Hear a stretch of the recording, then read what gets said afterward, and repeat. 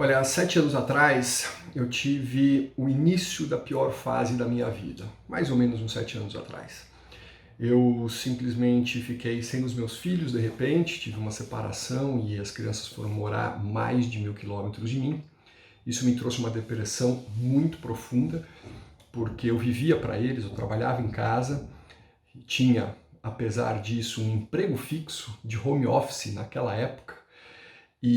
Ou seja, eu tinha salário, tinha contratos como autônomo, eu tinha sociedade, eu perdi tudo. Fiz um monte de besteira na bolsa de valores, perdi milhões na bolsa de valores, tudo isso por conta da depressão que chegou na minha vida. E depressão é uma doença muito ruim. Depressão traz pra gente um sentimento de autodestruição. E para mim, a autodestruição veio através de relações, veio de relações nocivas a mim, óbvio, veio através de negócios ruins e de fazer, quem diria, negócios péssimos na bolsa de valores. Eu vendia quando eu tinha que comprar, eu comprava quando eu tinha que vender. E enfim, isso tudo me levou para o buraco. Nesse buraco, não tinha ninguém para me ajudar. Quem me estendeu a mão muito tempo depois, e eu fui lá pedir, foi meu pai. Meu pai me ajudou muito. Meu pai conversou com a minha mãe para eu poder ir morar na casa deles. A pior fase da minha vida, com certeza. A última coisa que eu vendi foi o meu carro para poder pagar a pensão das crianças. Mas, a partir daí, eu tive uma retomada e eu acabei me reconstruindo.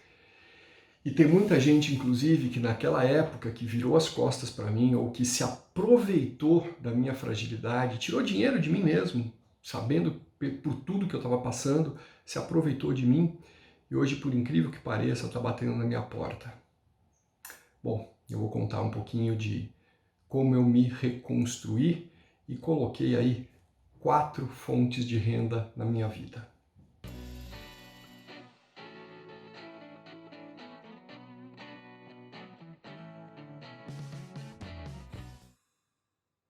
Bom, para quem não me conhece, sou Mauro Calil, fundador da Academia do Dinheiro. Eu vou contar um pouquinho aqui da minha história, como é que eu construí 4 fontes de renda depois de passar por uma crise pessoal gigantesca. Bom, algo que eu nunca falei, eu falei muito en passant aí para as pessoas aqui em vídeos passados, inclusive, é que eu fui executivo de multinacional. Então eu tinha um salário, para você ter uma ideia, da ordem de 15 mil reais. Aliás, deixa eu pegar aqui. Peraí, carteira de trabalho, deixa eu ver, tá aqui, ó. Vou colocar a foto aqui, pedir para a editora colocar a foto. Olha só qual foi o meu último emprego, o meu último salário em multinacional. Tá aqui, ó, R$15.750, tá? Então, ó, 10 mil, 11 mil, 15.750. Mas olha do ano, em 2005. Ou seja, em 2005 eu tinha um salário de R$15.750. Eu vou até fazer uma conta aqui, eu vou atualizar aqui pelo IPCA para vocês verem quanto que seria hoje esse salário. Então, ó, vamos pegar aqui para fazer a conta do que seriam esses 15.750 de 1º de março de 2005 até hoje, quando eu estou gravando esse vídeo. Então vamos lá, atualização de um valor por um índice financeiro. Aqui, vamos lá, é muito útil esse site, calculoexato.com.br, você pode usar a hora que você quiser. Então, valor a ser atualizado, olha só, 15.750,00. Qual é a data? A data é 1º de março, 1º de março de 2005. Esse foi o meu último salário de multinacional e era o padrão com o qual eu estava acostumado a viver. Vou colocar até o dia 31/9 de 2020. Ok? E aí, vou calcular pelo quê? Pelo IPCA, ó, índice de preços. E clico em continuar aqui. Vamos ver quanto que deu essa conta. Então essa conta seria hoje o quê? Como data inválida. Verifica a data, 31, mês 9, ano 20. É porque ainda não saiu essa data, esse IPCA. Então eu vou colocar até 31 de agosto, ó, de 2020, tá? Porque ainda não saiu. Continuar. Então olha só o que acontece. Os 15.750 em 1º de março de 2005, que foi meu último salário multinacional, né?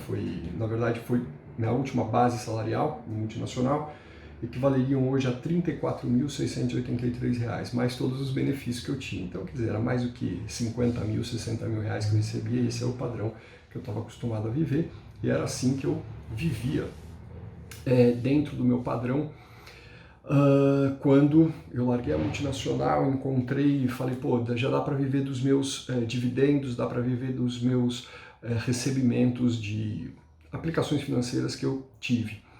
E aí eu casei, justamente porque eu conseguiria manter esse padrão para mim e para minha família. Mas como a vida nos reserva surpresas, né? Depois que eu resolvi parar de trabalhar para casar, para sustentar minha família, e fiz isso, porque eu já podia viver dos meus investimentos, né? Eu tinha a tal da independência financeira que nós todos falamos quando trabalhamos com educação financeira. A gente fala, ó, a gente tem que buscar a independência financeira, e eu cheguei nisso. Então eu não precisava mais trabalhar e fui casar de fato. Na verdade eu trabalhava tanto que nem tempo para casar eu tinha. Consegui casar, tive, né, filhos, enfim, frutos, e aí veio a separação.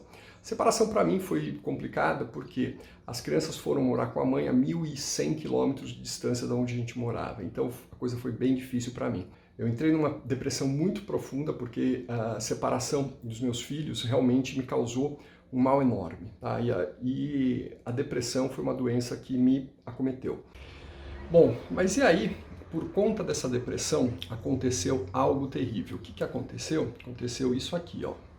Eu passei a ficar de pijama todos os dias, o dia todo.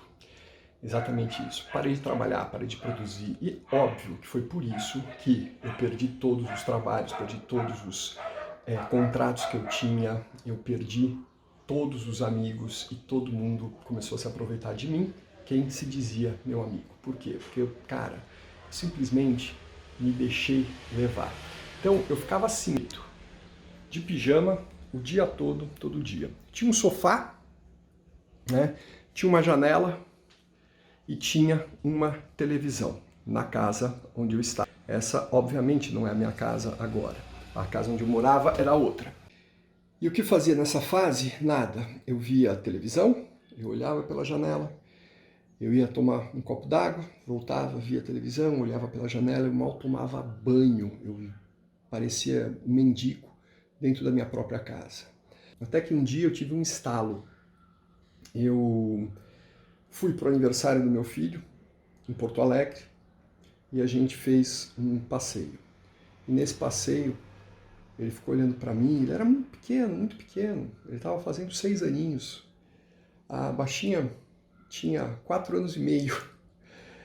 E ele olhou para mim, a gente estava andando de mão dada, e eu falei para ele, fala filho, o que você quer falar com o pai? Ele falou, tô te achando triste, pai. Aí eu falei, o papai perdeu tudo. O papai perdeu emprego, perdeu amigos, perdeu tudo. E eu perguntei para ele, você acha que o papai vai dar a volta por cima? E a resposta dele foi, pai, o que é dar a volta por cima? Eu falei, se recuperar, voltar a ter o que tinha. E ele falou assim, vai sim, pai. Aquilo fez diferença. Bom, eu sei que com essa resposta do meu filho eu resolvi agir, né? Afinal de contas, a casa aqui é de ferreiro e o espeto não pode ser de pau. Se eu ensino todo mundo a ter fontes de renda, se eu ensino todo mundo a criar riqueza, por que eu não faria isso por mim mesmo? E foi aí que eu mudei. Olha, eu nem sei se mudar é a palavra correta. Eu acho que, na verdade, eu voltei a ser o que eu era antes. Então, o que eu fiz? Eu fiz o que eu faço para todo mundo. Tracei um plano para ser seguido. Afinal de contas, enriquecer é uma questão de ter e seguir um bom plano. Então nisso eu comecei a botar a cabeça no lugar, lembrar daquilo que meu filho me falou. Falei, cara, vou dar a volta por cima, vou voltar a ser o que eu era antes.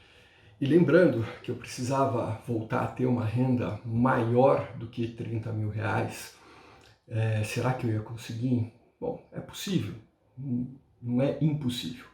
Mas aí, como é que segue esse plano justamente para quem tem mais de 35, 40, 45, 50 anos de idade? Na época, tinha lá os meus 43, 44 anos de idade. Então, a gente sai daquilo que a gente está para onde a gente quer chegar. O segredo de todo plano é esse, saber aonde você está e saber aonde você quer chegar. E afinal, onde é que eu estava? Eu estava sem dinheiro, tendo que vender tudo que eu podia para conseguir pagar a pensão para os meus filhos. Voltei a morar na casa dos meus pais e o que eu tinha, afinal de contas? Eu tinha um networking.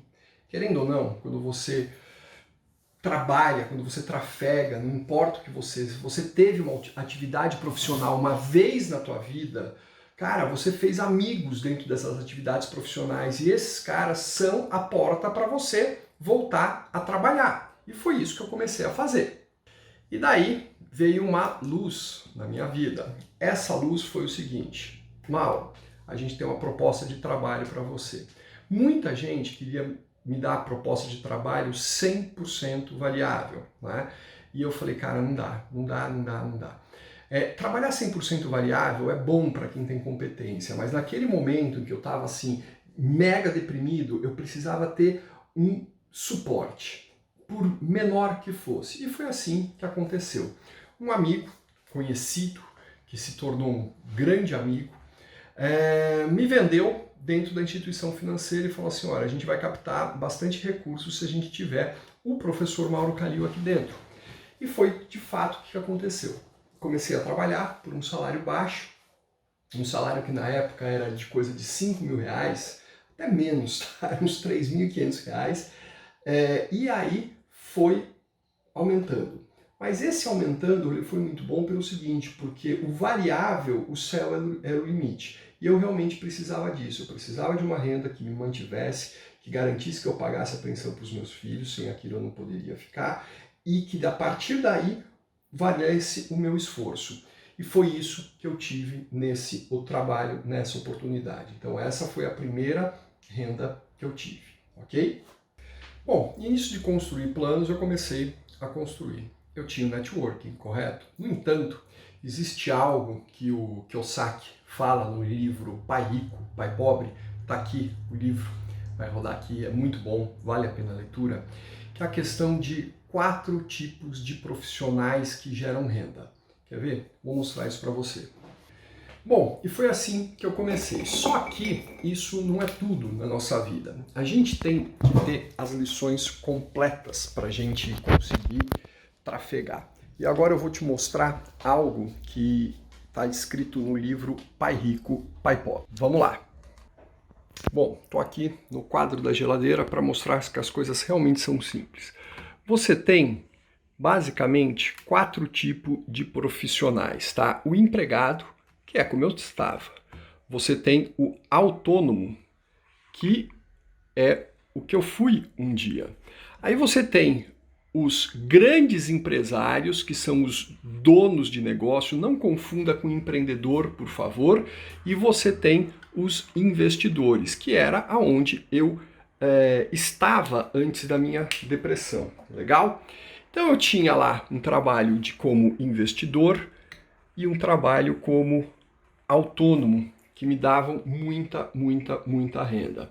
E agora eu estava como empregado nessa minha retomada. Então, foi muito importante voltar a ter um emprego para que isso me desse condições mínimas para eu trabalhar.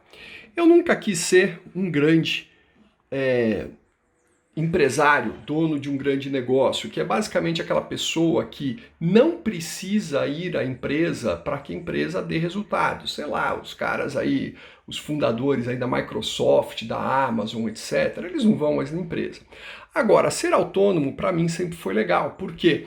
Porque isso sempre me trouxe uma renda adicional. Então, por exemplo, eu vou falar, hoje eu tenho inclusive a mentoria. E os investimentos que eu perdi praticamente todos, eu perdi todos, e os investimentos que eu perdi todos, eu teria que refazer. Então eu comecei aqui, passei para cá e passei para cá, para me reconstruir. E foi assim que eu fiz, que eu vou continuar contando essa história. Então, feito isso, o que aconteceu? Eu me liguei que eu precisava ter de novo o quê? A renda como autônomo e a renda como investidor. E passei, a partir de fato do meu salário, que era pequeno, a empreender. Por quê? Porque como eu tinha uma questão variável muito grande, eu comecei a pesquisar formas de trazer cada vez mais clientes para aquele meu patrão que me remunerava com uma merrequinha de comissão. Perfeito, lindo, maravilhoso. O que tem de errado nisso? Nada, ok? Foi aí que eu conheci a internet. E foi assim que eu entrei no YouTube, que hoje é uma fonte de renda interessante. Vocês sabem que o YouTube é monetizado, ou seja, ele traz recursos para quem produz conteúdo, como esse vídeo que você está vendo. Então eu tenho conteúdos aqui de vídeos que tiveram 300 mil, 100 mil visualizações e que isso me trouxe um bom dinheiro, ok? Então esse vídeo e outros tantos aqui do canal, além de me dar exposição, eles me trazem alguns recursos. É recurso suficiente para quê? Para manter o projeto do YouTube. E isso é uma outra fonte de renda. Bom, essa nova fonte de renda, ela me trouxe exposição. E aí eu passei a ser convidado para dar palestras. Até um certo momento em que eu estava dando tanta palestra que eu estava mais fora da empresa onde eu trabalhei do que dentro dela. Aí, obviamente, por uma questão até ética, eu fui conversar com o chefe. Falei, chefe, é melhor eu sair. Ele falou assim, eu tô vendo, você está muito fora, você está trazendo clientes e tudo mais. A gente levou mais de 100 milhões de reais para aquele banco, tá? Essa empresa era um banco de investimentos e, de verdade, este aqui que vos fala levou mais de 100 milhões de reais para aquele banco num espaço de 4 anos, um pouquinho menos do que 4 anos. Então, o YouTube, a ferramenta de internet, ela trouxe muito resultado num espaço curto de tempo, algo que só o networking não traria de maneira tão rápida. E eu tive que aprender aos 50 anos de idade, quase isso, muito sobre a internet. Sim, as pessoas com mais idade têm mais dificuldade de tecnologia. A minha filha edita vídeo no celular. Eu demorei 1 mês para editar o meu primeiro vídeo. E ela editou seu primeiro vídeo, ela tinha 6 anos de idade. Então, esse esforço eu tive que fazer, mas ele foi recompensador. Então, a primeira fonte deixou de existir nessa minha retomada. O emprego parou de existir. Entraram o quê? As palestras, as mentorias, o YouTube e, por fim, os cursos. Sim, algo que eu gosto de fazer é dar curso. E nisso tudo, teve um outro livro que foi muito importante, chamado Anatomia do Poder, do Galbraith. Vai entrar aqui, ó. Esse livro está esgotado, foi inclusive um presente que eu dei aqui acho que foi o primeiro presente que eu dei para minha nova namorada. É um livro sensacional. Esse livro, eu lembro dele, eu relendo esse livro, e relendo pela 3ª ou 4ª vez, eu vi o seguinte, olha, o que eu sou bom, o que me traz poder, o que aumenta o meu poder. E esse poder não é aquele poder de, olha, eu vou trucidar pessoas, não, poder para ajudar pessoas. Esse é o poder que traz recursos para a gente. Quando você ajuda alguém, as pessoas te trazem dinheiro. É assim, por incrível que pareça. Então, se você tem um talento que é capaz de melhorar a vida de alguém, saiba, esse seu talento vale ouro, vale dinheiro. As pessoas são dispostas a pagar para alguém que cozinhe para elas, que limpe a casa delas, que dirija por elas. né? Para alguém que cuide bem dos filhos dela, para alguém que ensine os filhos delas a elas mesmas, ou para alguém que ensina educação financeira, como eu ensino aqui para vocês.